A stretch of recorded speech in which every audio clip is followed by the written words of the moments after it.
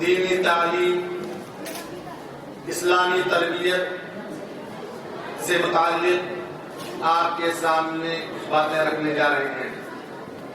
مبارک ہیں وہ طالبات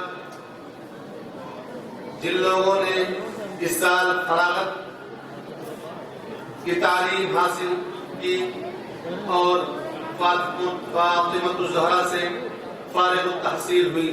اللہ تبارک تعالیٰ ان کا مستقبل روشن، تابناک، خوش اور ظاہر و باہر بنائے۔ اللہ تبارک تعالیٰ ان کی زندگیوں کو خوشیوں سے بھر دے۔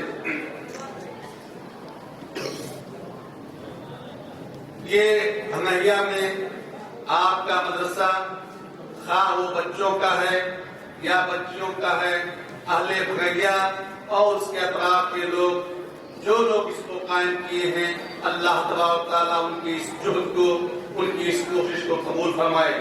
جو لوگ وفات پا چکے ہیں، اللہ تبارک تعالیٰ ان کے قبر میں ان کو اس کا اجر عظیم عطا فرمائے، اور جو لوگ زندہ حیات سے ہیں، اللہ تبارک تعالیٰ ان کے عمر میں، رزق میں، آل و اولاد میں، صحت میں، تندرستی میں برکت عطا فرمائے، اور اس ادارے کو ہمیشہ قائم و دائم رکھے، کتاب و سنت کا گہوارہ بنائے، اور نوجوان بچوں بچیوں کی تعلیم، ان کی تربیت کا بہترین اور باوقار ادارہ بنائے۔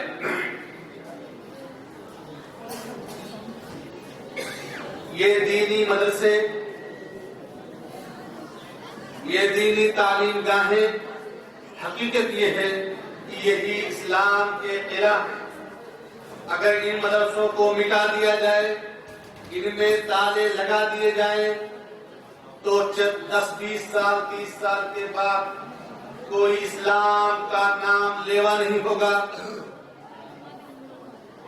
کفر و شرک، بت پرستی، قبر پرستی میں فرق کرنے والا کوئی نہ ہوگا، آپ کا نماز جنازہ پڑھانے والا کوئی نہ ہوگا، شادی بیاہ کرانے والا کوئی نہ ہوگا، کوئی قرآن کی تعلیم دینے والا نہیں ہوگا، نمازوں میں پڑھا کیا جائے، سجدے میں، رکوع میں کون سے اذکار پڑھے جائیں، کوئی بتانے والا نہ ہوگا۔ اس لیے جن علاقوں میں، جن گاؤں میں یہ مدرسے کسی بھی شکل میں قائم ہیں، مکاتب کی شکل میں، مدارس کی شکل میں، جامعات کی شکل میں، ان کو یہ آپ اللہ تبارک تعالیٰ کی طرف سے انعام و اکرام سمجھیے، اور اس کے لیے ہر قسم کا تعاون آپ پیش فرمائیے۔ حقیقت یہ ہے کہ ان مدرسوں میں جو اخلاق کی تعلیم دی جاتی ہے، بڑوں کے ساتھ ادب، چھوٹوں کے ساتھ پیار، توحید،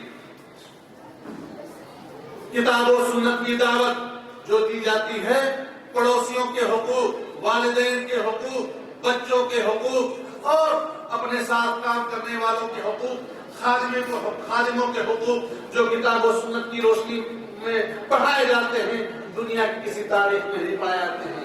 آج کل تعلیم گاہیں پیسے، ٹھگنے، لوٹنے کے ذریعہ بن چکی ہیں۔ یہ مدارس ہیں جو بے لوث آپ کی خدمت کر رہے ہیں، آپ سے انہیں کچھ نہیں چاہیے، آپ کو سیدھا راستہ دکھاتے ہیں۔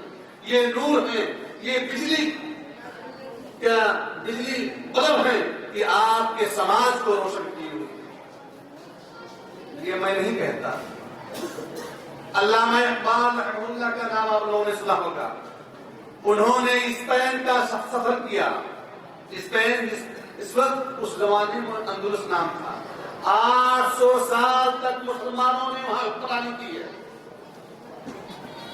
اور انہوں نے جا کر کے دیکھا، غرناطہ دیکھا، قرطبہ دیکھا، اشبیلیہ دیکھا، اور الحمرا دیکھا، سب قصور محلات دیکھے۔ اس کے بعد آ کر انہوں نے کہا اپنے دوستوں سے، اپنے احباب سے، اپنے ساتھ اپنے بیٹھنے والوں سے کہ ان مکاتب کو، ان مدارس کو جس بھی حال میں ہیں چلنے دو، ان کو جاری رہنے دو۔ میں اپنی آنکھوں سے اندلس جا کر کے دیکھ کے آیا ہوں، وہ حالت دیکھ کے آیا ہوں کہ اگر میں آپ کو بیان کر دوں تو آپ سوچو گے کہ میں مبالغہ کر رہا ہوں، لیکن مبالغہ نہیں ہے۔ اگر اس اسپین مدرسے ہوتے، تعلیم گاہیں ہوتی، جہاں قرآن و سنت کی تعلیم ہوتی، وہاں دین بالکل گر چکا ہے. صرف قصر کھڑے ہیں، محل کھڑے ہیں، نام ہے، کوئی اسلام کا نام لیوا نہیں.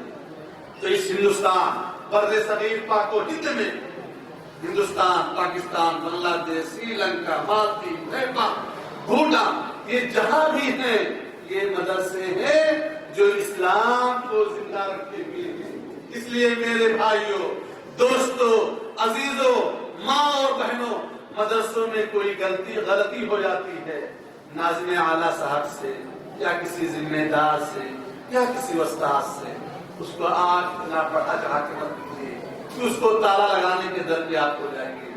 حقیقت یہ ہے، علامہ اقبال نے کہا کہ اگر ہندوستان میں ہی مدرسے ختم ہو گئے تو صرف لال قلعہ رہے گا، جامع مسجد کے مینار رہیں گے، تاج محل رہے گا اور خوش رہیں گے.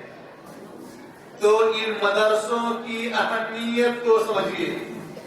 سب سے پہلے جو وحی نبی صلی اللہ علیہ وسلم پر نازل کی، اقرا کی نازل ہوئی، سب سے معزز شخص وہ ہے اس معاشرے میں، اللہ اس کے رسول کے نزدیک خیرکم من تعلم القرآن وعلمہ، کہ جو شخص قرآن سیکھے، دوسروں کو قرآن سکھائے.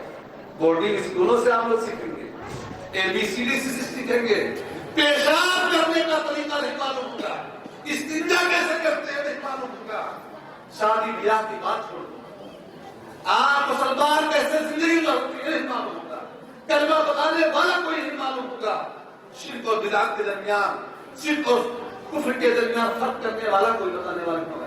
اس لیے ان مدرسوں کے دست بازو بنو، ان کے قائم کرنے میں جو کچھ تعاون ہو سکتا ہو تعاون کرو. اور یہ نہیں ہے کہ مدرسے میں پڑھنے والے لاچار غریب ہیں تو اللہ تبارک تعالیٰ ان کی روزی کا نظر نہیں کرے گا. وَمَا مِن دَابَّةٍ إِلَّا عَلَى اللَّهِ رِزْقُهَا، اللہ تبارک تعالیٰ کا فرمان ہے اس روئے زمین پر جو بھی چیزیں جاندار ہیں، رہنے والی ہے، سب کی روزی کا ذمہ دار اللہ تبارک تعالیٰ ہے. وہ خالق کائنات ہے، مالک ارض و سما ہے. اس لیے روزی کے تعلق سے مقدار پریشان ہونے کی ضرورت نہیں ہے. الحمدللہ ثم الحمدللہ، آپ تمام لوگ جو اس ادارے کو چلا رہے ہیں، سب لوگ مبارکباد کی مستحق ہیں. اور